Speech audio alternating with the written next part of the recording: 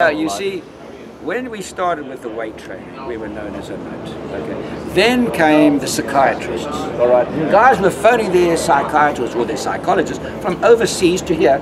This is what. Oh, this is what you got to think. This is what you got to do. It's really, it's mind-boggling. And then comes the technology with the golf club and the golf balls, and then the machines for the bunkers and the fairways, etc., etc. Here is the problem. The big technology that's going to take place now is eating. I only wish one of you would be around in 60 years' time. We won't eat any food we eat now. The whole world, anybody with any passion to do well, to exceed, will be a vegan. Because people are just dying like flies. 1, 2, 3, 4, 5, 6, 7, 8, 9, 10, 11, 12, 6 of us will get cancer. 1 out of every 2.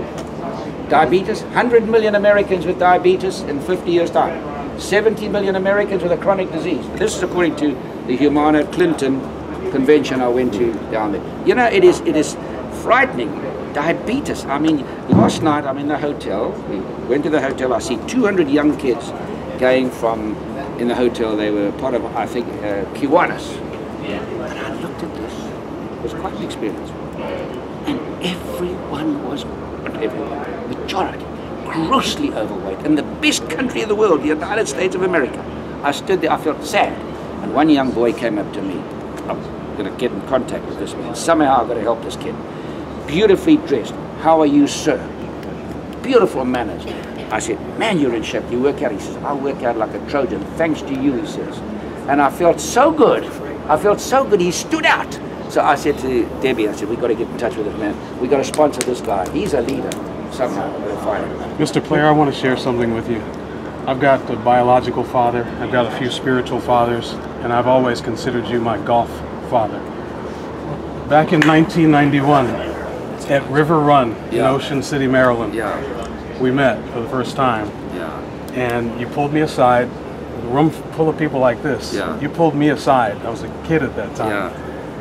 And you said to me, this game is a beautiful game. Don't ever give up on it. There are going to be people in this sport that won't want you around because of the color of your skin. But don't ever let that stop you, because you're going to meet some fine people along the way who are going to make it worthwhile. You made my day. I got to tell you something. You mentioned cancer and diabetes. Since we met, my brother died of cancer. My father died of cancer and diabetes. My wife's mother died of cancer. My wife, a daughter, my mother, and my wife's father are all cancer survivors. And I was with Tea Time Golf magazine at that time, back in 1991. And I have stuck with it, just like you said. Well done. Every time things got tough, every time I felt like I wasn't wanted in the sport, I stuck with it because of you. Well done. And now I'm the creator and host of a TV show called Wellness 101. Wellness for golfers, fitness and nutrition and eco-friendly products, and teaching people about those things that you, the father of, for this sport. And I thank you so much for being an influence in my life. Well, this is such a phenomenal country. It is such a country, this, but unfortunately people don't care anymore. They don't care about health. They don't care about fitness. They don't worry about diet. They don't care. It's a tiny percent. Let me show you something. I'll show you guys something very fascinating. I'm going on the Golf Channel tomorrow because they said to me, can you do the same exercise you did 10 years ago? Well, I'm better. And I'm going to show them tomorrow when I'm going to give them a shot. But watch this. You go into the middle of Africa, okay, with a circle with 5 million people in. You come into America with that same size circle with 5 million people in.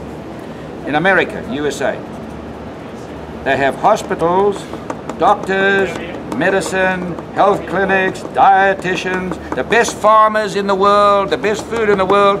In this Africa here, a couple of hospitals, a couple of witch doctors. Witch doctors will tell you the biggest shit you've ever heard in your life. Witch doctors. And these people, not many medicines, and these people are 100 times better off than these people health-wise. Why? They're active. They don't have hot dogs and hamburgers and bacon and all that shit. And they walk, and they are active. They don't come home and sit in front of a TV set. It's a different style of life. And so how do we change this phenomenal country to be productive and get them? I went to see 17 senators and congressmen up in Capitol Hill. They are appeal to them to have exercise in schools and increase it. We start talking to them. It's exactly like it. I didn't get home to one guy. It's not happened in one of those states. They're taking it out. They're taking it out. Increasingly so, to save money. It's costing money. That's right. So, you know, my passion now, I speak to probably, at a rough guess, probably listen what I'm saying now, 2 billion people hear my voice or read about me or see me on the media. Because I'm going to India, China, Africa, America, Europe, all around the world, all the time with the media, just like what I'm talking to you guys and what we did yesterday. This is happening wherever I go. And I'm preaching to look after, your body is a holy temple. Yes. But man, 24% of this great country's youth are obese now. 55% of the population. I mean, if you live in this country, man, you know, every time I go out of a room here, every time I walk out of a bedroom, this morning at 3:45, I say, thank you for the bed, the shower, and the bath. You people think it's automatic. I went to do a clinic for 24 boys in Philadelphia the other day, where my daughter lives. These kids all want to be a golf pro. The coach said, lay it on the line, because they're not listening to me. And if I'm boring you, walk away. And I said to these kids, do you want to be a pro? They said, yes. I said, you've got very little chance. Very little chance. They said, why? I said, because in China they work 5 times as hard as you, in Korea they work 5 times, and in South Africa they work 5 times as hard. South Africa, look at more major championships than any country in the world other than the United States post-war. Why? There's a reason. There's a reason for that. It's not luck. Luck is the residue of design. And I told these kids, I said, you have a bath? Yes. You have a shower? Yes. Do you have a car? Yes. Do you have clothes? Yes. Do you have 3 meals a day? Yes. Do you go to school? Yes. I mean, I asked them, they were giggling at me. They thought I was a nut. And then I said, damn it! Most children in the world don't have one of those. Going to the outskirts of China, they don't have one of those things. So how do you get it through to people that live in luxury to outwork somebody who's starving? America, this phenomenal country, don't have one tennis player worth a damn. Where are all the tennis players coming from? Ex-communist countries, people that were starving and hungry. Look how the golf has changed. America used to annihilate the world. Look at the change. Because we were not spoiled. We didn't have country clubs. We went into the shoe shine man and free phone calls and oh man, I tell you, it's an education, isn't it? Huh? It's an education. Change the subject. I was curious about one thing.